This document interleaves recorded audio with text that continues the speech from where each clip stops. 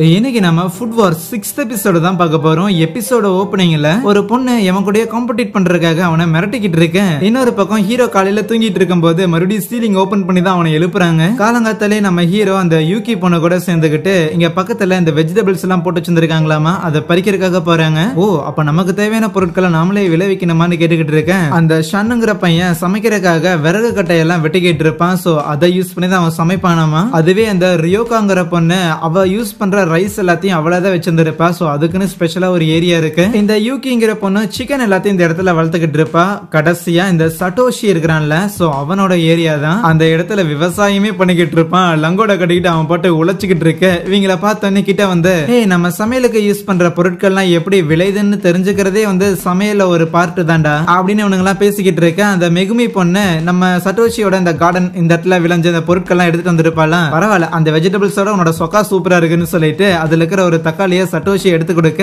ஹீரோவும் சாப்பிடுறான். வாவ், என்ன இவ்வளவு அருமையா இருக்குதுன்னு கொஞ்சம் ஆச்சரியமாக.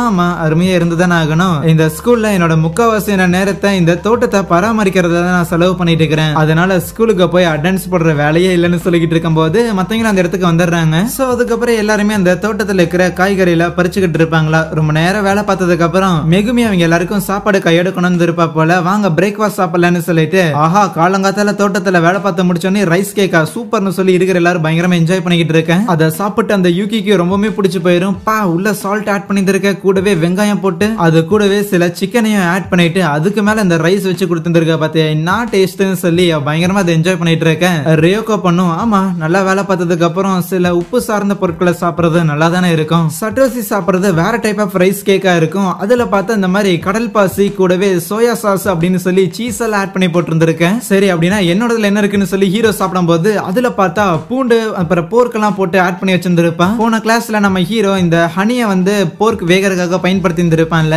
அதே மாதிரி இவளும் தேனு பூண்டு அப்படின்னு சொல்லி இன்னும் 2-3 ஐட்டம் எல்லாத்தையும் மிக்ஸ் பண்ணி ஒரு கலவையை அதை மேக் பண்ணி இருந்திருப்பான். கூடவே சாப்பிட்டு முடிச்சிட்டீங்கன்னா உங்க எல்லாருக்கும் கிரீன் டீயும் போட்டு கொண்டு வந்திருக்கேன்னு சொல்ல எல்லாரும் அதை சாப்பிட்டு எப்பாடா சூப்பரா இருக்குன்னு சொல்லி பயங்கரமா என்ஜாய் பண்ணிட்டு இருப்பாங்க. மக்களே, எனக்கு இந்த சமையல் குறிப்புகளை பத்தி சுத்தமா ஐடியாவே கிடையாது.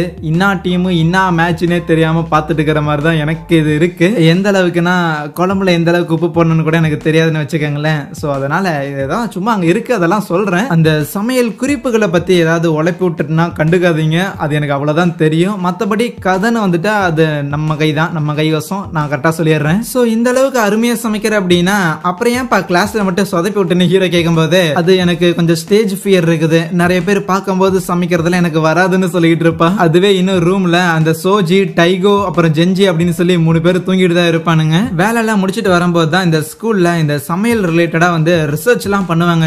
கிளாஸ் முடிஞ்சதுக்கு அப்புறம் பசங்க எல்லாம் ஒன்னு சேர்ந்து புதுசான டிஷஸ் மேக் பண்றதுக்கான மெனு எல்லாம் ரெடி பண்ணுவாங்க. ஸ்கூலை தாண்டி வெளியில ஏதாவது குக்கிங் கான்டெஸ்ட் நடந்தாலும் அதுல போய் பங்கேற்பாங்க. மோஸ்ட்லி இவங்க எல்லாரும் ஏதோ ஒரு ரிசர்ச் சொசைட்டில இருக்கதான் செய்வாங்க.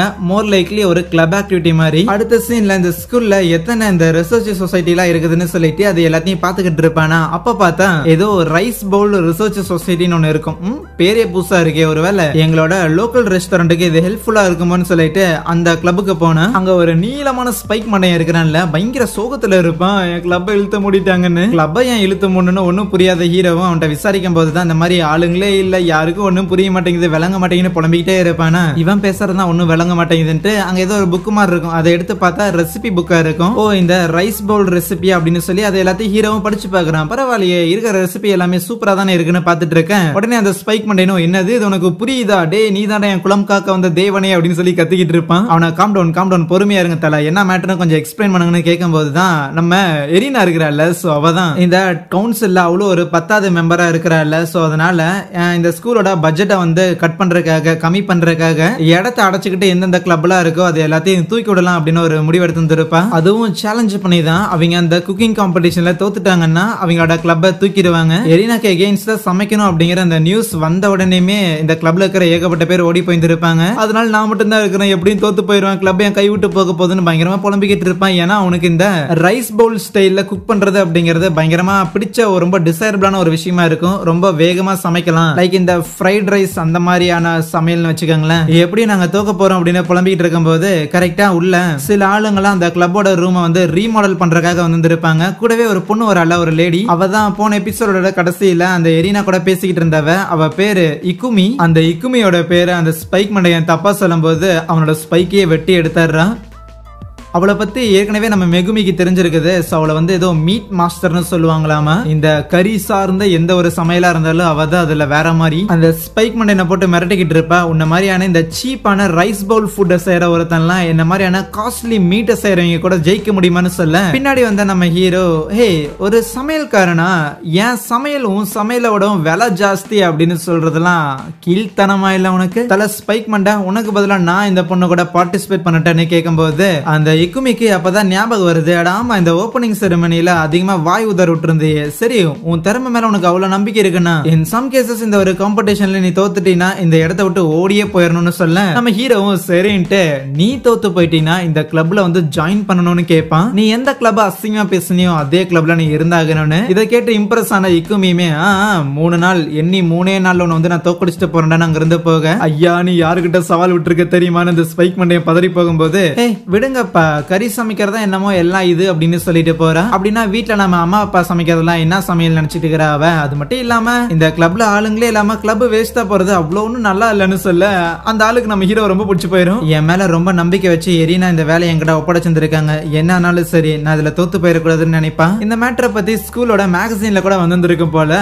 இதை பத்தி மத்தவங்க எல்லாம் ஹாஸ்டல்ல வந்து டிஸ்கஸ் பண்ணிக்கிட்டு இருப்பாங்களா, இவனா லூசா போய் ஓபன சேலஞ்சிட்டு வந்திருக்கான் அப்படின்னு மத்தவங்க எல்லாம் யோசிச்சாலும் ஓகே இந்த பையன் என்ன பண்ண காத்திருக்கானோ அப்படின்னு சட்டோஷி நினைச்சுக்கிட்டு இருப்பான். அப்படியே கட் பண்ண அடுத்த நாள் காலையில அந்த கிளப்ல அந்த ஸ்பைக் மண்டையன் இருக்கிறான்ல அவன் பேரு கோன் அப்படின்னு வச்சுக்கலாம். இந்த போட்டியில இவங்களுக்கான கிரைட்டீரியா என்ன அப்படின்னு பார்த்தா ரைஸ் பவுல், அந்த பவுல்ல தான் செய்ய போறோம். ஆனா இன்கிரீடியன்ட் அது மீட்டா தான் இருக்க போகுது. அந்த இக்குமிங்கிற பொண்ணு பீஃப் தான் பயங்கரமா செய்வா. சோ கண்டிப்பா பீஃப் ரிலேட்டடான ஒரு ஃபுட்டை தான் அவ கண்டிப்பா மேக் பண்ணவும் போறா. ஆகையால் நாமளுமே வந்து ஏதாவது சிக்கன் இல்லனா எக் ரிலேட்டடா செய்யலாம். இருந்தாலும் நிக்குமி செய்யறதுல இருந்து கொஞ்சம் வேற ஏதாவது ஒன்று செய்யணும், அவுட் ஆஃப் த பாக்ஸ். ஏன் பாப்பா உங்ககிட்ட ஏதாவது ஐடியா இருக்கான்னு அந்த மெகுமிட்ட கேட்கும்போது அவ என்னன்னா இந்த ஷெல் இருக்கும்ல, சோ அதுல ஏதாவது செய்யலாமான்னு கேட்பால. அதுதான் ரைஸ் பவுல்ல பண்ணணும்னு ஏற்கனவே சொன்னேமா, தப்பா வளரிட்டு இருக்காதீங்க. போற போக்குல பார்த்தா அந்த இக்குமி A5 குவாலிட்டி மீட்டை கொண்டு வந்தா நான் என்ன பண்றதுன்னு பதறி போக, A5னா இங்கிலீஷ் தானே கேட்டுட்டு இருப்பானா ஹீரோ. அப்பதான் மெகுமி சொல்றா A5 அப்படிங்கிறது ஒரு மீட்டோட ஹையஸ்ட் குவாலிட்டியாமா. ஒரு மாட்டை போட்டு தள்ளி அதோட கறியை வந்து வெட்டுறாங்க அப்படின்னா சோ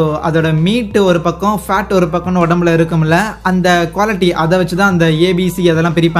அப்படிங்கறது அனிமேஷன் ஸ்டைல்ல காட்டுறதுக்காக அந்த இடத்துல டுமாரோஸ் ஜோவோட ரெஃபரன்ஸ் எல்லாம் வைக்கிறாங்க. பார்ட்டிசிபேட் பண்றவங்க அவங்களோட ஓன் இன்கிரீடியன்ட் தான் கொண்டு வந்தாகணும். அது மட்டும் இல்லாம இந்த இக்குமியோட ஃபேமிலி பார்த்தா ஒரு மிகப்பெரிய ஹோல்சேல் இந்த மீட் கம்பெனியை வச்சிருக்காங்களாமா. அதனால கண்டிப்பா அங்க எல்லா வித குவாலிட்டியான மீட்டுமே இருக்கும். அதை எடுத்துட்டு வந்து நம்மள தோக்கடிக்க போறப்போ அப்படின்ட்டு அவன் பயங்கரமா டிப்ரெஸ் ஆக, அப்படின்னா நாமளும் பீஃபே செய்யலான்னு ஹீரோ சொல்லுவானா, டேய் இப்பதான்டா வேற எதுவும் செய்யணும்னு நான் சொன்னேன்.